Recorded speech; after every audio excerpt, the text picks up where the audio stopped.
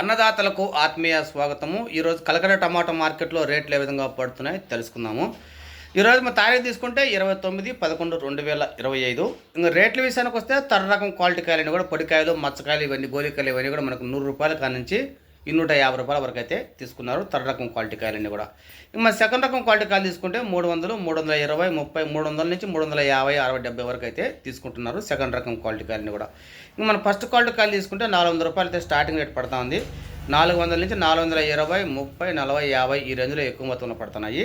ఇంకా టాప్ రేట్ల విషయానికి వస్తే ఇప్పుడు దాకా వేలం పాటలో మాత్రమే ఈ రేటు, అన్ని మనీలు కలుపుకుంటే 500 రూపాయలు అయితే టాప్ రేటు కలకడ టమాటా మార్కెట్లో.